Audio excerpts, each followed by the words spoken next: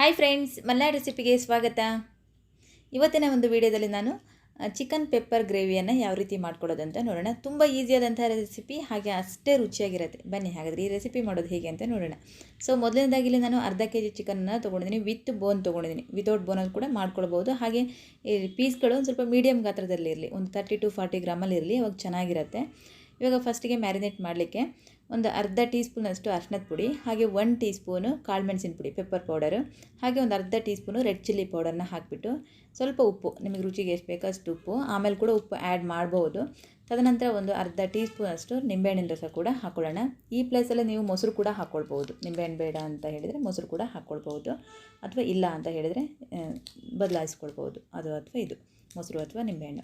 So ಇಷ್ಟು ಹಾಕ್ಕೊಂಡು ನೀಟಾಗಿ ಮಿಕ್ಸ್ ಮಾಡಾದ್ಮೇಲೆ ನೋಡಿ, ಎಲ್ಲ ಪೀಸ್ಗೂ ಈ ರೀತಿ ಮಸಾಲ ಕೋಟ್ ಆಗಬೇಕು. ಇದನ್ನು ಮುಚ್ಚಿಬಿಟ್ಟು ಒಂದು ಅರ್ಧ ಗಂಟೆ ಹಾಗೆ ಬಿಡಿ, ಉಪ್ಪು ಖಾರ ಎಲ್ಲ ಚೆನ್ನಾಗಿ ಹಿಡೀಲಿ. ಇವಾಗ ನಾವು ಮಾಡಲಿಕ್ಕೆ ಒಂದು ಕಡಾಯಿ ಇಟ್ಕೊಳ್ಳೋಣ. ಕಡಾಯಿ ಬಿಸಿಯಾದ ನಂತರ ಇದಕ್ಕೆ 1 ಟೇಬಲ್ ಸ್ಪೂನು ಎಣ್ಣೆಯನ್ನು ಹಾಕ್ಕೊಳ್ಳೋಣ. ಎಣ್ಣೆ ಬಿಸಿಯಾದ ನಂತರ 2 ಮೀಡಿಯಮ್ ಗಾತ್ರದ ಈರುಳ್ಳಿಯನ್ನು ಈ ರೀತಿ ಚಿಕ್ಕದಾಗಿ ಕಟ್ ಮಾಡಿಬಿಟ್ಟು ಹಾಕ್ಕೊಳ್ಳೋಣ. ಹಾಗೆ ಇದನ್ನು ಈರುಳ್ಳಿಯನ್ನು ಚೆನ್ನಾಗಿ ಫ್ರೈ ಮಾಡ್ಕೊಳ್ಬೇಕು. ಹೈ ಫ್ಲೇಮಲ್ಲಿ ಇಟ್ಟು ಫ್ರೈ ಮಾಡಿ, ಬೇಗ ಫ್ರೈ ಆಗುತ್ತೆ. ಸ್ವಲ್ಪ ಬೇಗ ಫ್ರೈ ಆಗಬೇಕಾದ್ರೆ ಒಂದು ಚಿಟಿಕೆ ಉಪ್ಪು ಹಾಕ್ಕೊಂಡ್ರು ಅಷ್ಟೇ ಬೇಗ ಬ್ರೌನ್ ಕಲರ್ ಬರುತ್ತೆ. ನೀಟಾಗಿ ಫ್ರೈ ಮಾಡಿ, ತದನಂತರ ಇದಕ್ಕೆ ಇಷ್ಟು ಫ್ರೈ ಆದ ನಂತರ ಇದಕ್ಕೆ 1 ಟೇಬಲ್ ಸ್ಪೂನಷ್ಟು ಶುಂಠಿ ಮತ್ತು ಬೆಳ್ಳುಳ್ಳಿ ಪೇಸ್ಟನ್ನು ಹಾಕ್ಕೊಳ್ಳೋಣ. ಹಾಗೆ ಇಲ್ಲಿ 1 ಗರಿ ಕರಿಬೇವಿನ ಸೊಪ್ಪನ್ನು ಕೂಡ ಹಾಕ್ಕೊಳ್ಳೋಣ. ಈ ರೀತಿ ಕರಿಗಳಿಗಾಗಿರ್ಬೋದು ಅಥವಾ ಡ್ರೈಗಳಿಗೆ ಕರಿಬೇವಿನ ಸೊಪ್ಪು ಹಾಕೊಳ್ಳೋದ್ರಿಂದ ಒಳ್ಳೆ ಫ್ಲೇವರ್ ಕೂಡ ಕೊಡುತ್ತೆ.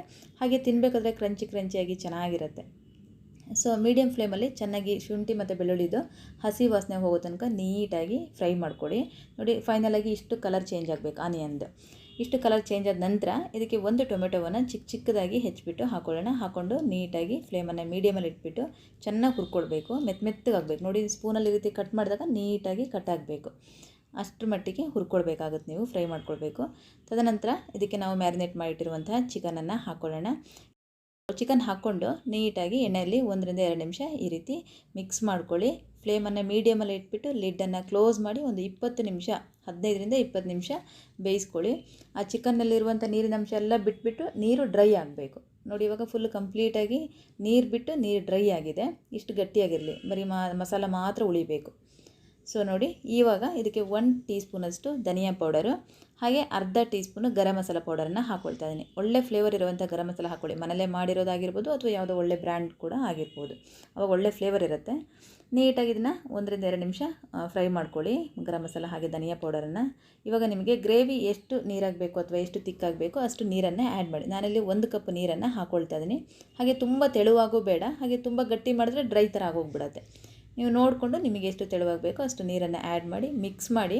ರುಚಿ ನೋಡಿಕೊಂಡು ಉಪ್ಪನ್ನು ಆ್ಯಡ್ ಮಾಡಿ. ಮ್ಯಾರಿನೇಟ್ ಮಾಡಬೇಕಾದ್ರೂ ಕೂಡ ಉಪ್ಪು ಆ್ಯಡ್ ಮಾಡಿದ್ದೀರಾ, ನೋಡ್ಕೊಂಡು ನಿಮಗೆ ಎಷ್ಟು ಉಪ್ಪು ಬೇಕೋ ಅಷ್ಟು ಉಪ್ಪನ್ನು ಹಾಕಿಬಿಟ್ಟು ನೀಟಾಗಿ ಮಿಕ್ಸ್ ಮಾಡಿ.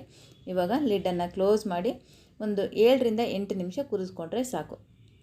ನೋಡಿ, ಒಂದು 7 ರಿಂದ 8 ನಿಮಿಷ ಅಂತ ಹೇಳಿದಾಗ ಚಿಕನ್ ಚೆನ್ನಾಗಿ ಬೆಂದಿರುತ್ತೆ. ನಾವು ಮೊದಲೇ ಬೇಯಿಸ್ಕೊಂಡಿದ್ವಲ್ಲ ಚಿಕನ್ನು, ನೀಟಾಗಿ ಇವಾಗ ಚಿಕನ್ ಬೆಂದಿರುತ್ತೆ. ಇದಕ್ಕೆ 1 ಟೇಬಲ್ ಸ್ಪೂನಷ್ಟು ಕೊತ್ತಂಬರಿ ಸೊಪ್ಪನ್ನು ಹಾಕಿಬಿಟ್ಟು ನೀಟಾಗಿ ಮಿಕ್ಸ್ ಮಾಡಿಕೊಂಡ್ರೆ ನಮಗೆ ರುಚಿಯಾದಂತಹ ಹಾಗೆ ಸ್ಪೈಸಿ ಆದಂತಹ ಚಿಕನ್ ಪೆಪ್ಪರ್ ಗ್ರೇವಿ ರೆಡಿ.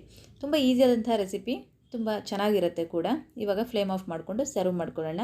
ಇದನ್ನು ನೀವು ಚಪಾತಿಗಾಗಿರ್ಬೋದು, ಪೂರಿಗಾಗಿರ್ಬೋದು, ಅಥವಾ ಅಕ್ಕಿ ರೊಟ್ಟಿಗಾಗಿರ್ಬೋದು, ಹಾಗೆ ಅನ್ನಕ್ಕೆ ಕಲಿಸ್ಕೊಂಡು ತಿನ್ನೋಕ್ಕೂ ಚೆನ್ನಾಗಿರುತ್ತೆ. ಈ ರೆಸಿಪಿ ನಿಮಗೇನಾದ್ರು ಇಷ್ಟ ಆಯಿತು ಅಂತ ಹೇಳಿದರೆ ಒಂದು ಲೈಕ್ ಮಾಡಿ. ಚಾನಲ್ಗೆ ಹೊಸಬರಾಗಿದ್ದರೆ ಸಬ್ಸ್ಕ್ರೈಬ್ ಆಗೋದನ್ನು ಮರಿಬೇಡಿ. Thank you for watching.